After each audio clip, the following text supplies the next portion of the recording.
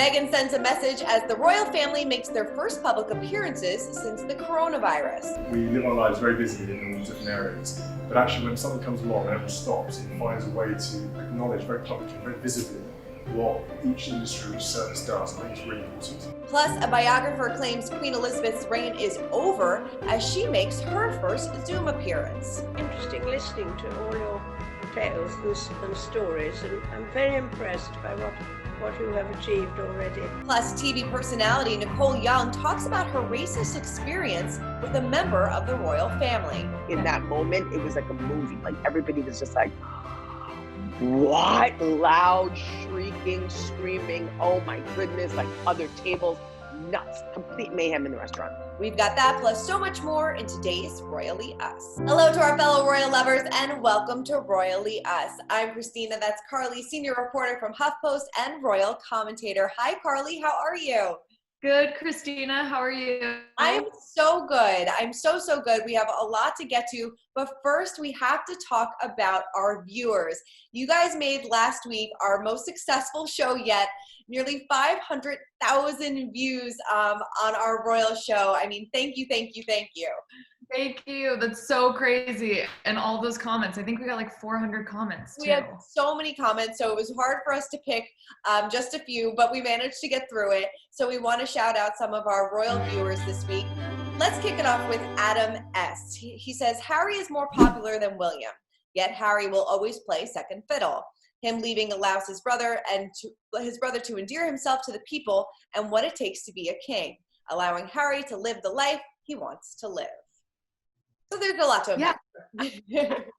There is. And I think, Harry always has been the more popular royal. He's been sort of the crazy royal, the one that can party and then won the hearts of everyone, of course, when he brought Meghan Markle into the royal family. And I think Adam said it best. He will always be second fiddle, so why not leave and have the life that you want?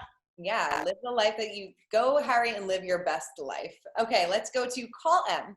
Every time I think about what Meghan did, I think of Prince Edward and his wife being thrown out of England, having to move from place to place, never finding a home until the end, and it makes me very sad. Harry did nothing wrong, and yet it feels as though he has. I feel he could have waited. I see a little difference. I know there are so many similarities with Prince Edward, and he, obviously abdicated for an American divorcee, but he abdicated the throne. He was on the throne for less than a year. To me, that is completely different than saying, I've always sort of been in second place, so I'm going to go. And, whenever people say he should have waited, he waited almost 36 years. Right. And I don't know when the right time really ever would have been for him to go. And he wasn't thrown out. Like it was his decision to leave. Like this was right. And like he and the Queen said, there were months of discussions that went into this. And even as far back as 2017, he was talking about how hard it was to be in the royal family and that no one really wanted the throne. So it seems like a long time coming. Definitely seems like it. Okay, let's end with Grace. Says, wow, Meghan still dominates the news coverage even in isolation, and she is not even on social media. This is what you call true power and popularity. Yes. That is absolutely true. I think the two most, searched Googles are Donald Trump and Meghan Markle, and that pretty much says everything. She is at the same level or maybe above a sitting president. All right, so let's move on to our royal news of the week because we definitely have a lot of it. So here's our royal roundup. Let's kick it off with Prince William making his first public appearance since the coronavirus. Very exciting. So what did William have to do? What did he have to say? Tell me everything, Carly.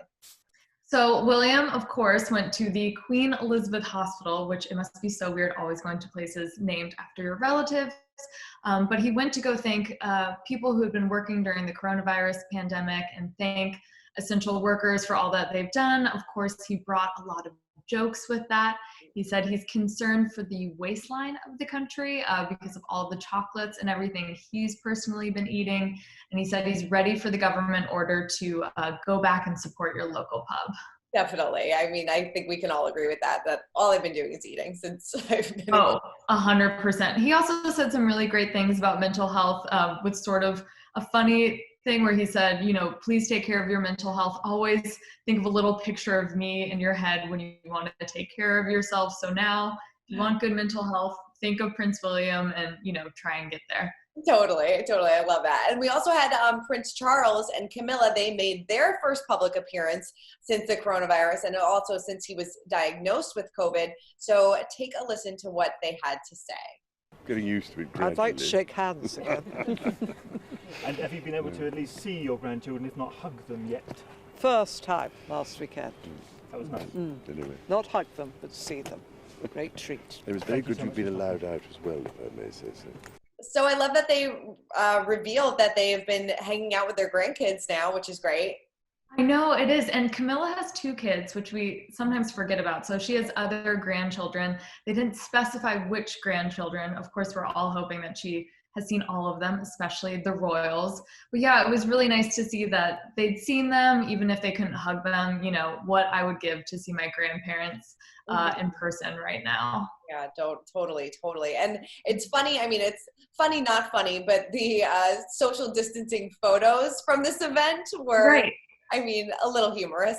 They did a great job of everyone staying 6 feet apart. Prince Charles brought out his namaste, which we remember from March when he was very much trying not to shake hands with anyone and still got COVID. But yeah, it seems like this is really the future of royal engagements, how we're going to see, you know, people meeting in person. And we haven't seen the Queen yet. And I don't think that, you know, we will because she's 94. Yeah, don't know, definitely. So do we know if they have any other events coming up? They do. They are actually going back to London this Thursday to meet with the French President Emmanuel Macron.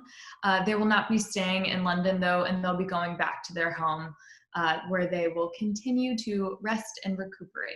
Definitely. Okay, let's move on to Meghan and Harry because they also kept busy this week, making some statements of their own. Let's start with Meghan, who honored the survivors of the Grenfell Tower fire, right?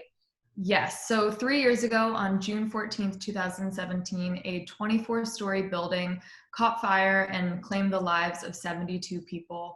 And, you know, once it burned down, some of the women that lived in the building formed a group called the Hub Community Kitchen, where they could cook and provide for others in the community. And Meghan, this was one of her first actual secret projects as a royal, but she began volunteering with them. So to mark the 3-year anniversary of the fire, she reached out and said that she and Harry are so proud of the women and how far they've come and the things they've done to support the community along the way, even as they're going through such personal hardship.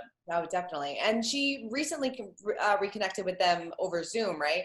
She did, yes. In April, we got to see parts of her Zoom call with some of the women where, you know, of course, like I said, they suffered this huge personal tragedy. And in the midst of the coronavirus pandemic, the women were still meeting 3 times a week and making between 250 and 300 meals a day to help people who might be in need.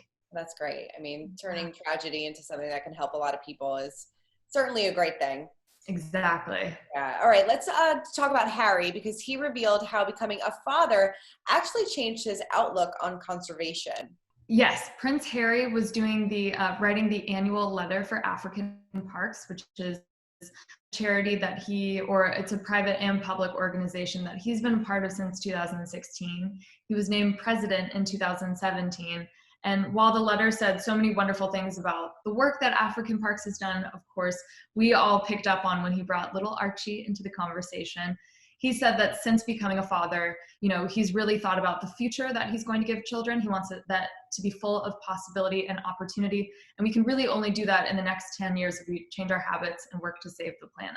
I love that. I think that's fantastic. And of course, something that we always look forward to every year is the INVICTUS games. But obviously, because of the pandemic, that is not happening this year. But Harry did have a special message for some of the athletes. Take a look. This conversation is all about sharing the INVICTUS spirit. And it is even more relevant now as we are having to address new challenges and adapt our lives. I hope that all the nations, competitors, and family and friends are coping well and supporting each other through this time. Now, we don't have any update on when the INVICTUS games are going to happen next year, right? We don't. We're still waiting, but we're hoping that they will be in May or June 2021, again in the Netherlands. But of course, we don't know much about coronavirus and what the world will look like then. I mean, as we were talking about the social distancing photos, if you brought those to us 3 months ago, we never would have guessed what was going on. No. But he really just sent a message of support to participants and speakers who participated on this 2-hour-long call, saying that he can't wait to have everybody together again. Yeah, well, we can't wait to have everybody together again as well. A lot to look forward to, hopefully, in the next year once everything kind of settles down, hopefully. Yes. One thing that we actually did learn this week is how much money it cost taxpayers for Meghan and Harry to be in Canada for 2 months, and it's quite a chunk of change. Okay, so it is quite a chunk of change, but I actually expected it to be way higher, considering how famous and how big they are. So this is only one estimate from one outlet, and I think we'll see what the total cause is. This is for covering the Duke and Duchess of Sussex from November to January. Once they moved to LA, if you remember, President Donald Trump tweeted, "We will not pay for their security," and now they have private security where they're staying, which I think that'll be the future of their security going forward, so that countries don't have to worry about it anymore. Right, totally. And I remember when Simon said, when we talked to Simon Morgan, former Royal Protection Officer, a couple of weeks ago, when he said that, it could be $8,000 a day for a security team, like that's a lot of money as compared to $40,000 for 2 months. So after we spoke with Simon Morgan, and he, did say that it was $8,000 to cover people every day. That's why I expected such a huge total. And I really want to see what it costs to cover the royals back in the UK every day, because we hear about security costs for the weddings, but I'd like a breakdown of, Kate Middleton, Prince William, what it's like to cover the Queen every day. I mean, that must be astronomical. So totally. I want to wait to see those totals as well. I definitely do. So let's round out our news of the week with Queen Elizabeth making her very first Zoom appearance. I love this. What was this for? Yes, so this was to round out CARES Week. She spoke with CARES Trust, which helps provide resources for caretakers. In a video about the appearance, they said there are almost 7 million people in the UK who act as unpaid caregivers for family or friends that need their help. Yeah, definitely. I mean, she's been busy. I mean, she's in lockdown, but she's still been busy. So yeah, it was so crazy to see the Queen on this video call. She really is, modernizing with the times. A few years ago, we saw her send her first tweet. Now she's doing her first WebEx video call. And because the Queen might be away for many months, or, we don't know how long the coronavirus pandemic will go, maybe we'll see many more video calls on her end. I hope so. So that kind of takes us right into our segment to Spill the Royalty, because this is interesting because Andrew Morton, who is Princess Diana's biographer, actually said that the Queen's reign is effectively over. So why did he say that? It's not exactly maybe what we think. Right. What a thing to say, because she is 94, and, while she has been so active over the years and she does, more events than some of the younger royals, we don't know enough about coronavirus to say if she'll be back in the fall or not. We don't know what the coming months will look like. Buckingham Palace is saying that she's continuing all of her events, but if this goes on for years or until we get a vaccine, the Queen is in such a vulnerable age group, and God save the Queen, no one wants her to get sick. So why would you put her in front of people and risk her potentially, getting this illness? So he said that because of those reasons, we're not going to see her out and about. She's said, "I have to be seen to be believed" a few times, which is why she wears bright colors. So Andrew Morton is saying she's effectively handed over the throne to Prince Charles. Oof, I mean, that's a bold statement. I mean, I don't think that she's going to be handing over the crown anytime soon. I think she will do whatever it takes to be making these Zoom appearances, kind of figuring out a new way to reign.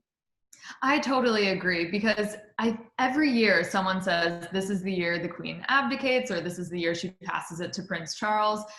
The Queen has seen so much in her 68-year reign. I don't think anything will keep her down until literally that last day. No, I totally agree with you.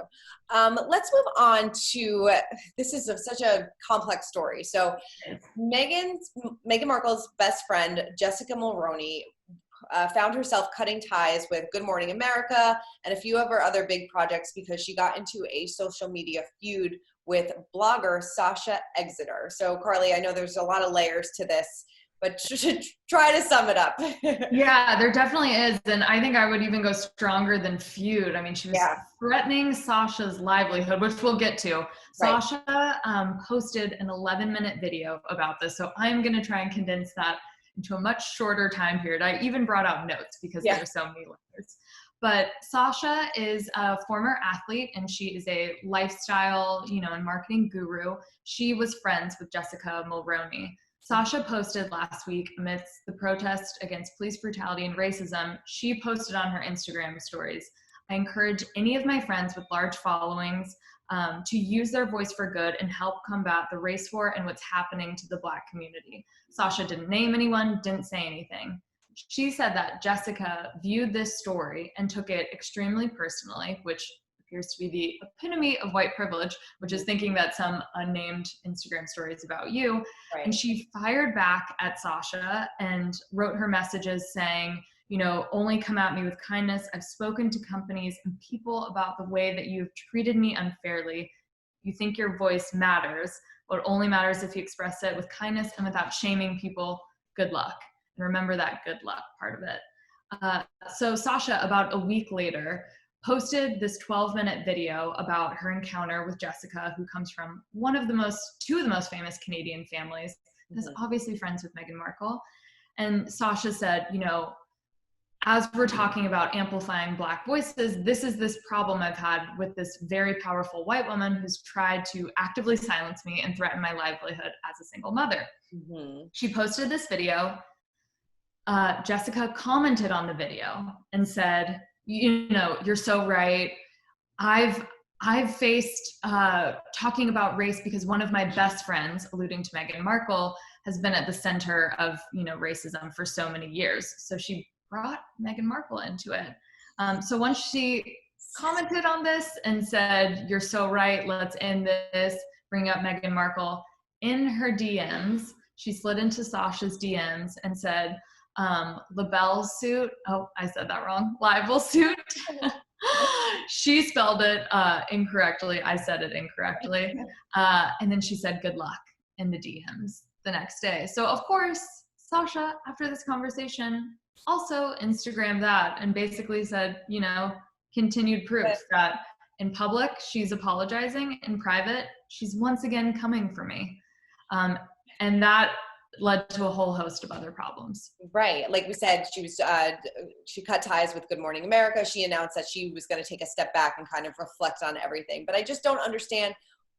Did she not think that this was going to be public? Like if you say something on a comment and then DM somebody, like obviously she's going to make it public. She's been talking about it. Like, exactly. I don't, like you said before, I don't know why she would even think that Sasha's first post was even meant anyway towards her. I don't know anything about them, but right. It's just like you said, it's the epitome of white privilege, thinking that something is about you when it's not at all.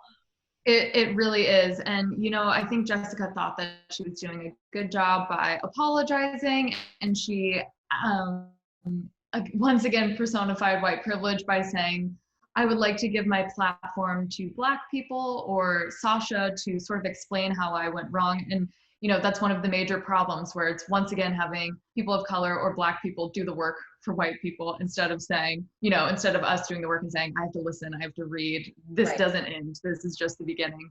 And so while she later made a statement saying, "I'm going to step back," which I think made it easier for places like Good Morning America to say she's stepping back, not "we're cutting ties." Right. But CTV pulled her show off the air, and a Canadian television network, and she lost some brand partnerships with Smash and Test and Hudson Bay, and has really been silent ever since. I wonder what Meghan thinks about all this. I know, and it's too bad that Jessica brought up Meghan, not by name, but brought her into the argument. Jessica is very well known in the US and really around the world because she was at the royal wedding. We know her as Meghan's best friend. This isn't Meghan's fight. I don't think she'll ever comment on this. No. But time will tell. Right. We'll see if they're still friends after all this. Okay, let's talk about a few weeks back we talked about Shahs of Sunset star Nema Vand, who spilled some dirt on Meghan Markle's past. Well, now he is apologizing. Take a listen. Yes. So this has been a nightmare for me, and I'm not even going to address it again because it's been a nightmare. Thank you for bringing it up, though. Yes. That's not even being sarcastic. I told an incidental story on Shenanigans that I thought was like fun and cutesy, and then I retold the same story on another podcast because, again, fun and cutesy. And in the back of my mind, I'm like, this shit's already been out there. I talked to Sheena about this, and it went wild. Like it was on every major publication. I learned my lesson. Don't f with the queen because it was ridiculous. People get really crazy about Meghan Markle, and in no way was I trying to disrespect Meghan Markle. Like it was a compliment to her. I was saying she was so sweet and kind. So it seems like he's backtracking a little bit. You know, he tried to tell a cute story. It kind of blew up in his face. Nema, in his words, he called this a nightmare. He said he has learned never to F with the queen, and I bet he will not be speaking about Meghan Markle anytime soon. I mean, he said he didn't even really want to get into it again because he's afraid of people coming after him.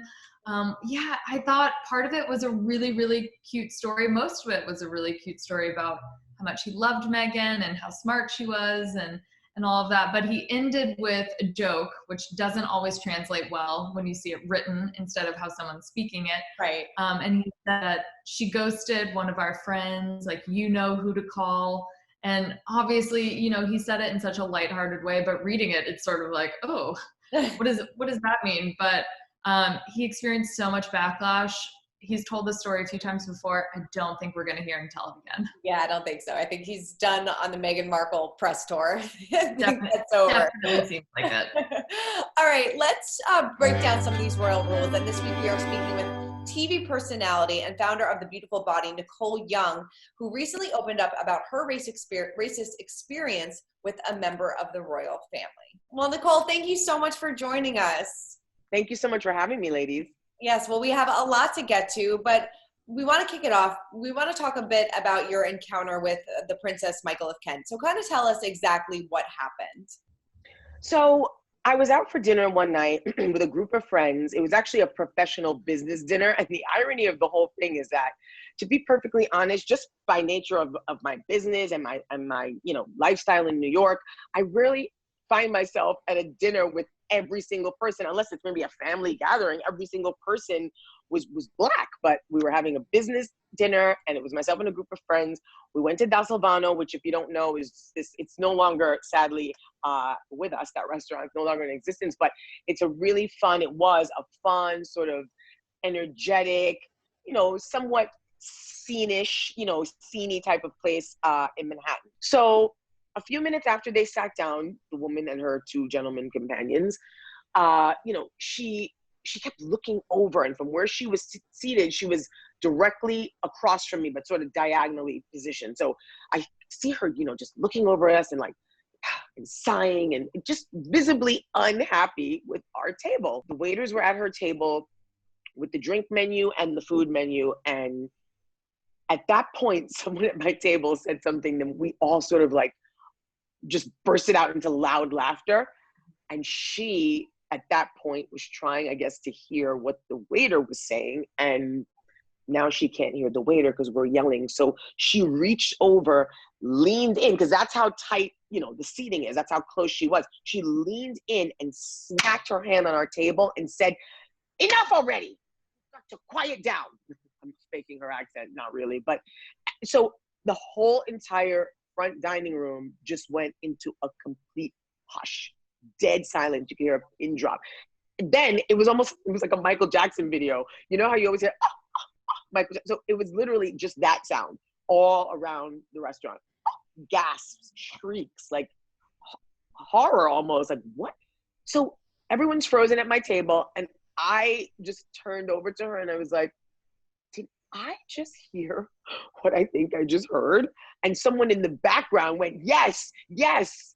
So now people you hear whispering and talking, "Oh my God, oh my God." So the waiter's standing there. She says to the waiter, "Can you move them? You've got to move them. I can't even hear you giving us a special. I can't hear them. You have to move them." So now the owner, Silvano, comes over and is like, "What's happening?" And So now she's, you have to move this table next to me. I can't even hear the waiter read the specials, but she's talking to him, but also talking, you know, at us because we're right there. So we're like, what? And the owner's like, no, I can't, you know, I can't move them. He had a thick Italian accent. He's like, no, I can't do that. I can't move them. So she's like, well, I have to move then. I need to be moved to another table. So, you know, everybody's still kind of like in disbelief around the room. We're talking about it amongst ourselves loudly enough for her to hear, obviously, what we're saying. Mm-hmm. So now the waiters got a table together for her and they come over and say, okay, let's bring you to your new seat. So she had to walk around our entire table to get through that walkway to her new table. So as she's going around the table, she leans in between two people at my table and goes, back to the colonies. Pumps the fist, like right in well, it was in all our faces because again, we're tight, but specifically in between the two people that she leaned in.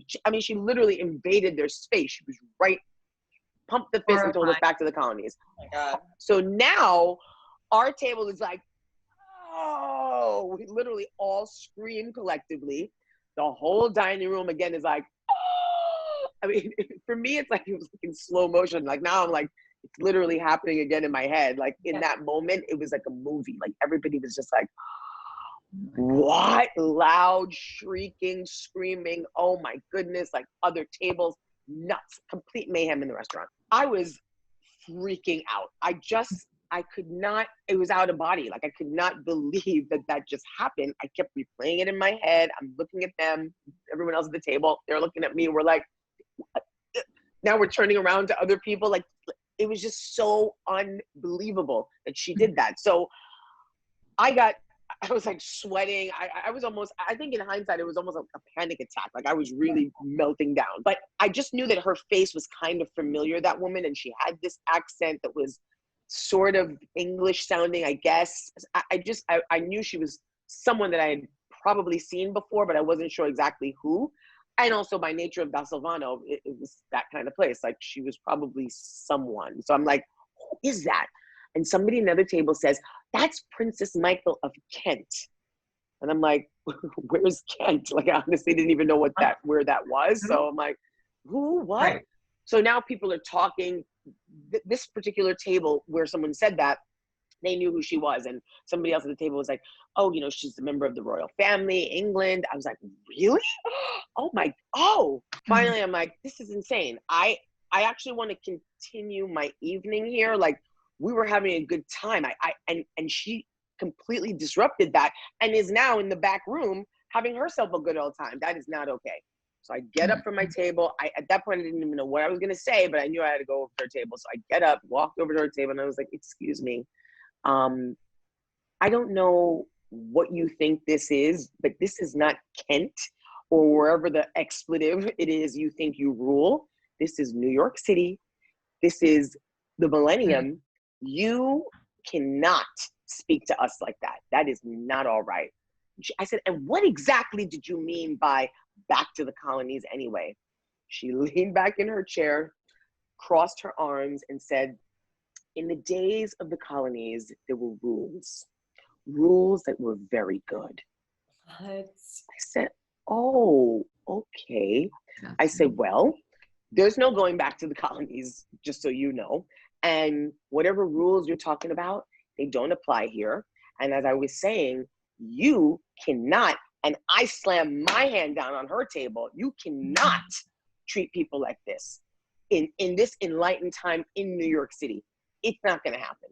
I said, and just so you know, this face, remember it, because you'll see it again. And in the midst of me slamming my hand on the table, AJ Calloway came up behind me and was like, don't make yourself the criminal. Because I think he thought I'm now going to like, you know, swipe the glasses or something. But that was, when I slammed my hand down on the table, I just wanted her to have that same shaken, you know, reaction that we had when she did that to us, which I did accomplish that. So, because she was, her face, she went from so icy about her rules to she was stunned, disbelief. She couldn't believe that I now, of course, had slammed my hand on her table. So I was like, remember this face. You will definitely see it again.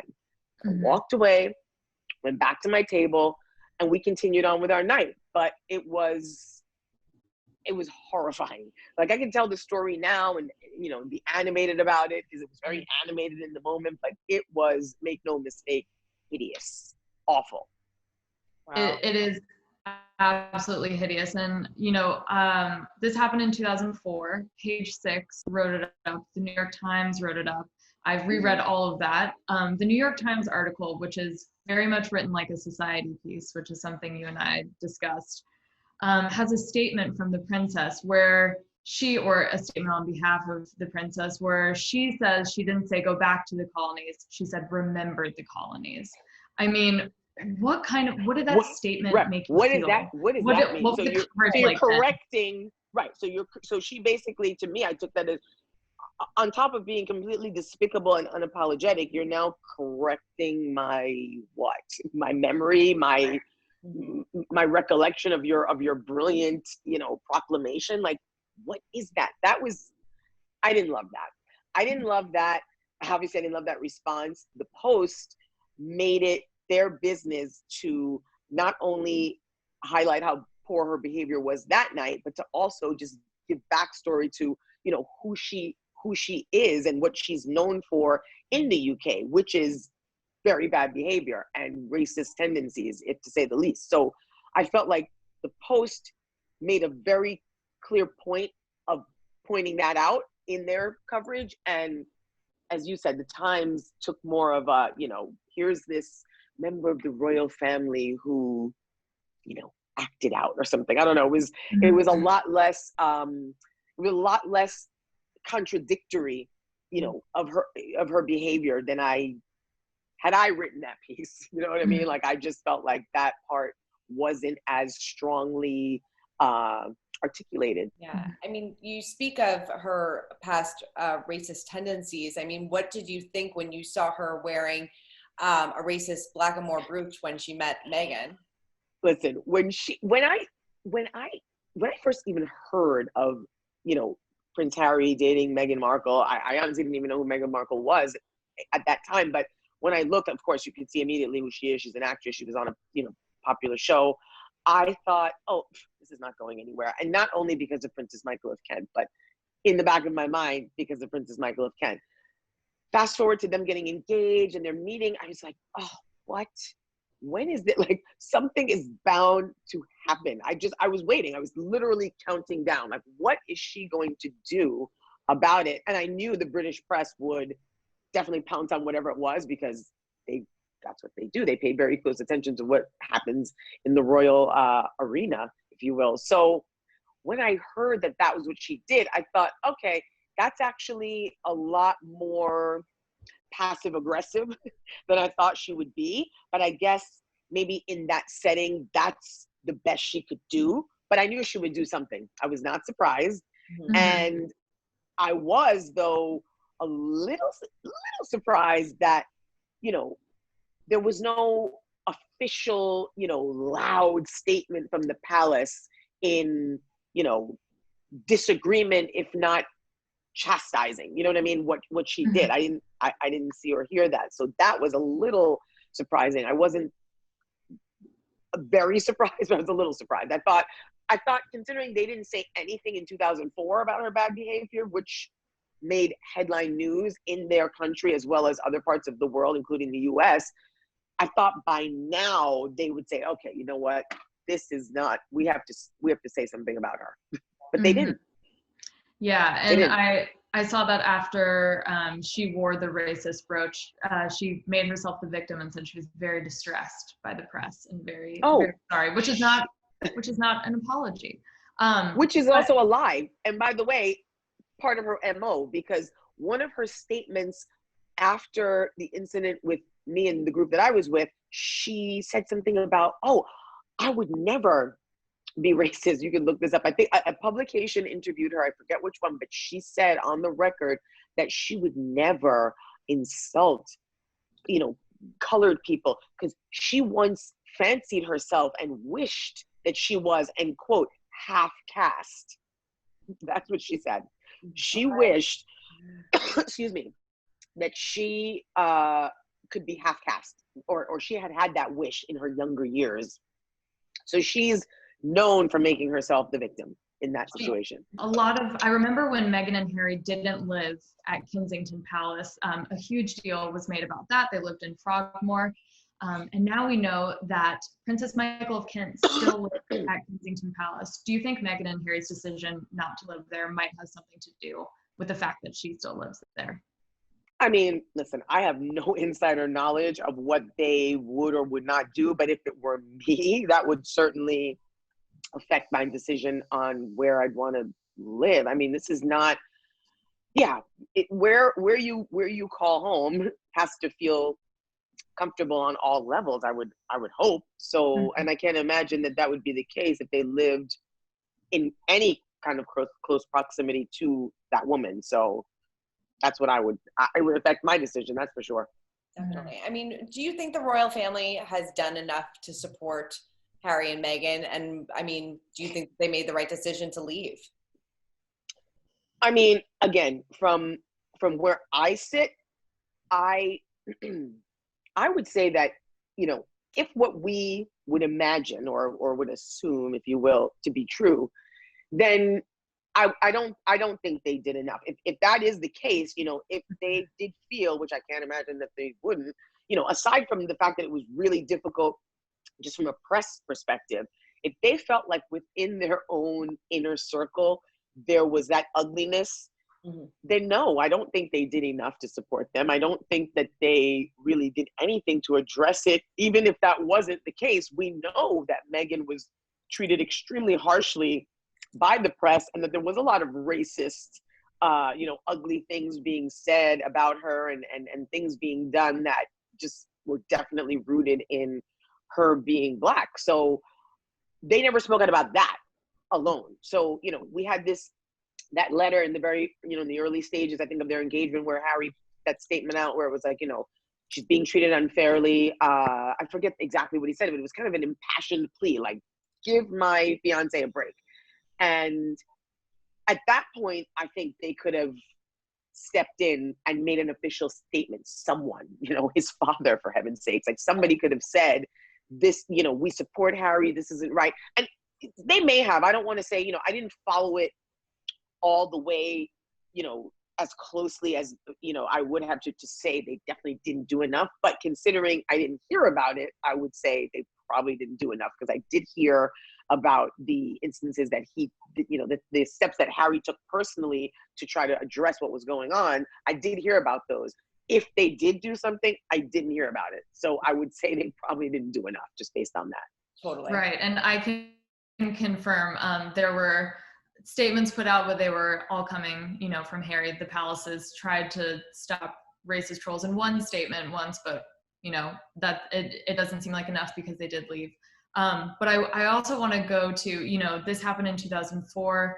You're speaking out about this now. I hope the reaction is different. I hope you get something from the palace. And I also want to know, what you're working on now and how we can follow you and your work going forward. I chuckled when you said that you hope that I get something from the palace. I feel like there are two things I have zero patience for: wasted opportunities and wasting time. So I think that the palace has wasted a minimum 2 opportunities to, address what I would hope they would want to change about their image where racial issues are concerned, because it's not good. People don't consider them. There's a lot in their history that is not right where race is concerned. So I would think that at this point they would have taken at least one of those opportunities to address it, and they did not. Right. And I personally don't believe in wasting time, so I wouldn't be wasting time, waiting for them to make some kind of apology, because it's not even about an apology. It's more about, taking opportunities at least when they come your way. By now, nobody should be waiting for the opportunity to address any racist history they have. But if an opportunity does present itself and it's literally tossed into your lap and you don't take it, I just feel like you clearly don't care. So I don't think that they care. I would hope that for the sake of the next generation, I think there was this whole, when William and Kate got married, there was a big messaging push, I'll call it, by the palace to present this new modern look of the monarchy. Well, it's not that modern if we see something as archaic and ugly as racism rampant in your house, or at least within your country, you're not addressing it. So I would hope that for the next generation, they would do that. As far as what I'm working on, since then, that was very much a defining moment in my life. I think that a lot of what I've done personally and professionally since then has been done through the eyes of somebody who wants to, push diversity forward. A few months back, I launched a site called thebeautifulbody.com because I felt like when you think about wellness, and I hate that word sometimes, when you think about wellness, it is very much whitewashed. And it's not to say that there isn't Black wellness or there isn't any outlet for people of color to find content and information, but I do find that there tends to be that sort of hard line where there's, the white side of it, which is the mainstream, and then you have a lot of the other Black side or the Latino, the Latin side or the whatever side it is. So I just want to feel like there's a bridge between all of that, because there's information on all sides that we can all share from where our health and our well-being is concerned. And I also think that wellness has to be a head-to-toe approach, right? If you look good, you feel good. And if you feel good, you look good. And there's a lot of separation with that as well. So I think that my background and a lot of what I've done gives me a perspective that I can create content and also bring on board other voices that are diverse to promote health. So thebeautifulbody.com is what I'm putting most of my efforts in right now. I love that. That sounds fantastic. Nicole, thank you so much for sharing your experiences, sharing your story, and we really, really appreciate you taking the time. Thank you, ladies, so much. I appreciate you having me on and wanting to speak. Well, that was a great conversation with Nicole. She's fantastic. Yes, and I really hope that she gets, the apology that she really wants from the palace. I hope so. Yeah, we'll see how that develops. Yeah. All right, let's move on to our royal history moment of the week. And for the first time in the Queen's 68-year reign, she will not be attending the Royal Ascot. So sad. I know, it is so sad. We know the Queen loves horses. We saw photos of her riding Fern, her pony, a few weeks ago. And the Royal Ascot, I know somehow you're not supposed to say the Royal Ascot, but I don't know how else to say it, is a procession, and it includes the royals coming down every day at 2 p.m. to go watch the horse races. It's a collection of incredible fashion, really wild fascinators from people. So I'll definitely miss the fashion and seeing all the royals together in one place. Definitely. Do we know if she will, because they're still having the event, they just don't have any spectators. So do we know if she's going to be watching? Yes, she will be watching at Windsor Castle. I mean, since there are no spectators, I kind of feel like because the Queen's the Queen, you could just sort of put her in a royal box and she could watch it all go down. Yeah. But yes, she'll be watching in Windsor Castle, where she currently is isolating with Prince Philip. Yeah, I mean, speaking of this little royal box, she kind of had that for the Trooping of the Color, right? She did. She had this very personal, private ceremony at Windsor Castle. It wasn't actually, if you were in Windsor, you couldn't see the ceremony because they didn't want people to, draw crowds and come out and try and see the Queen. But yes, the photos are wonderful of just the Queen looking on as people do military drills and the national anthem plays. So a very modified official birthday celebration for her. Definitely. A birthday fit for a queen. Yes, exactly. So before we wrap up, we have to, of course, check in on our pint-sized palace. And this week we are learning what Prince George loves to watch on TV, right? Yes, I love it. Prince William had a call with a 5-year-old who has cystic fibrosis, and his mother. He called to check in on them during lockdown because, unfortunately they can't even go on walks outside because he's so vulnerable. But the little 5-year-old was bringing out the toys that he really liked, and Prince William recognized one of them. He said, "Hey, I think, that's Chase. That's a toy I recognize from Paw Patrol," which Prince George really loves. So it's always fun when we get these bits and pieces of what the royal kids are watching or reading. So I would love to see photos of him with William watching Paw Patrol on a Saturday morning. I know. Oh, we can only hope. Yes. Well, Carly, thank you so much for breaking down all things royals with me, as always. Thank you, Christina. I already can't wait for next week. Definitely. And for all of your royal news, make sure you head on over to usmagazine.com. Keep subscribing, keep commenting. We love seeing what you guys have to say, and we will see you next week.